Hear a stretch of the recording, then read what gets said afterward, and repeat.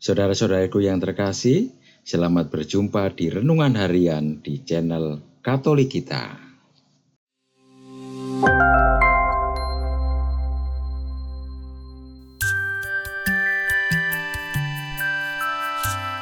Hari ini, Rabu, 12 Juni 2024, Pekan Biasa ke-10.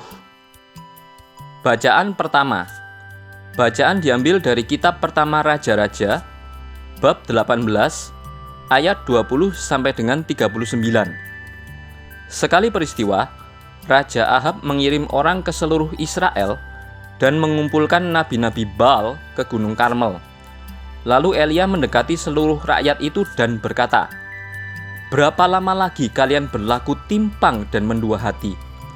Kalau Tuhan itu Allah, ikutlah Dia, dan kalau Baal, ikutlah dia." Tetapi rakyat itu tidak menjawab sepatah kata pun. Lalu Elia berkata lagi kepada rakyat, "Hanya aku seorang diri yang tinggal sebagai nabi Tuhan, padahal nabi-nabi Baal berjumlah 450 orang. Baiklah, diberikan kepada kamu 2 ekor lembu jantan. Biarlah mereka memilih seekor lembu, memotong-motongnya, lalu menaruhnya di atas kayu api, tetapi mereka tidak boleh memasang api. Aku pun akan mengolah lembu yang seekor lagi, meletakkannya di atas kayu api, dan juga tidak akan memasang api. Kemudian biarlah kalian memanggil nama Allahmu, dan aku pun akan memanggil nama Tuhan. Maka Allah yang menjawab dengan api, Dialah Allah." Seluruh rakyat kembali menyaut, "Baiklah demikian." Kemudian Elia berkata kepada nabi-nabi Baal itu, "Karena kalian berjumlah banyak, pilihlah dahulu seekor lembu dan olahlah. Sesudah itu panggillah nama Allahmu. Tetapi kalian tidak boleh memasang api." Mereka mengambil lembu yang diberikan kepada mereka, lalu mengolahnya. Kemudian mereka memanggil nama Baal dari pagi sampai tengah hari. Katanya, "Ya Baal, jawablah kami." Tetapi tidak ada suara, tidak ada yang menjawab. Sementara itu mereka berjingkat-jingkat di sekeliling mezbah yang mereka buat. Pada waktu tengah hari, Elia mulai mengejek mereka. Katanya, "Panggillah lebih keras. Bukankah dia Allah? Mungkin ia merenung, mungkin sedang ada urusan, atau mungkin ia bepergian. Barangkali ia tidur dan belum terjaga." Maka mereka memanggil lebih keras serta menoreh-noreh dirinya dengan pedang dan tombak seperti kebiasaan mereka, sehingga darah bercucuran dari tubuh mereka. Sesudah lewat tengah hari, mereka kerasukan sampai waktu mempersembahkan kurban petang. Tetapi tidak ada suara, tidak ada yang menjawab, tidak ada tanda. Kemudian Elia berkata kepada seluruh rakyat, "Mari, mendekat kepadaku." Maka mendekatlah seluruh rakyat itu kepada Elia. Lalu Elia memperbaiki mezbah Tuhan yang telah diruntuhkan itu. Kemudian ia mengambil 12 batu menurut jumlah suku keturunan Yakub. Kepada Yakub ini telah datang sabda Tuhan, "Engkau akan bernama Israel."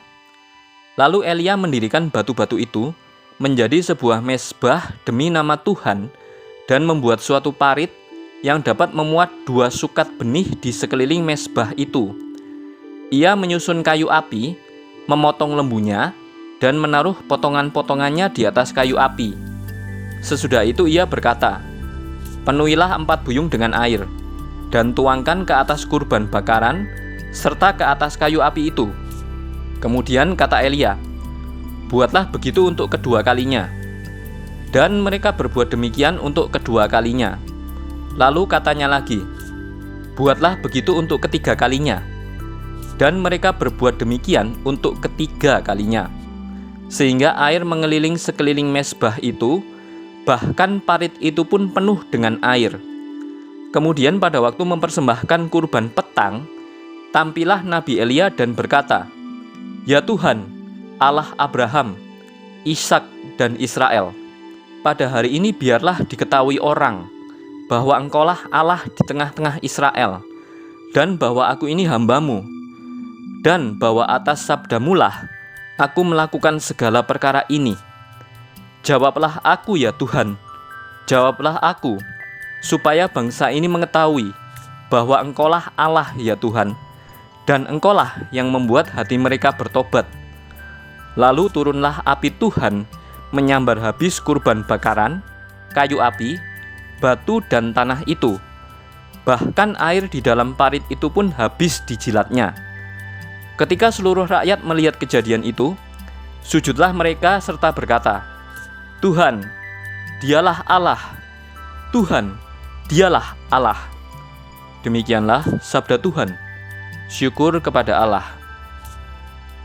Bacaan diambil dari Injil Matius bab 5 ayat 17 sampai dengan ayat 19. Dalam khotbah di bukit, Yesus berkata, "Janganlah kamu menyangka bahwa aku datang untuk meniadakan hukum Taurat atau kitab para nabi. Aku datang bukan untuk meniadakannya, melainkan untuk menggenapinya. Karena sesungguhnya aku berkata kepadamu, selama belum lenyap langit dan bumi ini, satu huruf terkecil atau satu titik pun tidak akan lenyap dari hukum Taurat, sebelum semuanya terjadi. Karena itu, siapa yang meniadakan salah satu perintah hukum Taurat sekalipun yang paling kecil dan mengajarkannya demikian kepada orang lain, ia akan diberi tempat yang paling rendah di dalam kerajaan surga. Tetapi siapa yang melakukan dan mengajarkannya, ia akan diberi tempat yang tinggi di dalam kerajaan surga." Demikianlah sabda Tuhan. Terpujilah Kristus. Saudara-saudariku yang terkasih, di antara kita pasti banyak yang setuju bahwa yang utama adalah penghargaan pada manusia, bukan pada aturan-aturan. Memang sebagian besar aturan dan tuntunan dalam hidup rohani biasanya baik dan benar adanya. Namun, hal yang utama adalah bagaimana sikap manusia terhadap aturan-aturan itu. Yesus menegaskan bahwa apa yang sudah dianugerahkan Allah dalam Taurat baik dan benar adanya. Sungguh bisa menjadi tuntunan dan arah langkah rohani untuk mendekat kepadanya. Maka dia mengatakan bahwa kedatangannya tidak menghilangkan sedikit pun apa yang ada dalam Taurat, melainkan menggenapinya. Mari kita selalu belajar untuk mawas diri akan hidup kita, mempunyai hati dan pemikiran yang kritis akan ajaran iman harus dan boleh-boleh saja. Namun, yang utama adalah kita berjuang sungguh-sungguh untuk terlebih dahulu mendalaminya. Kita berjibaku terlebih dahulu dengan jatuh bangunnya iman kekatolikan kita, sembari mengembangkan akal budi kita untuk mengkritisi semuanya.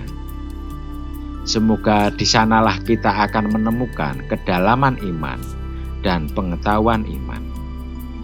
Jangan takut, semua harus dalam pergumulan.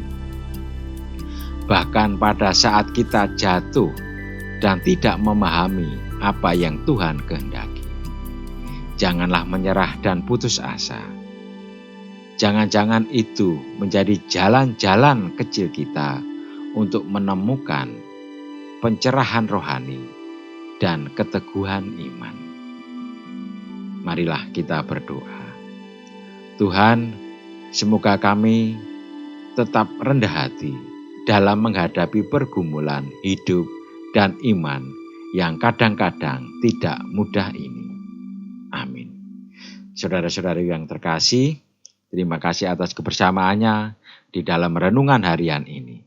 Kita akan berjumpa kembali di renungan harian berikutnya. Berkah dalam.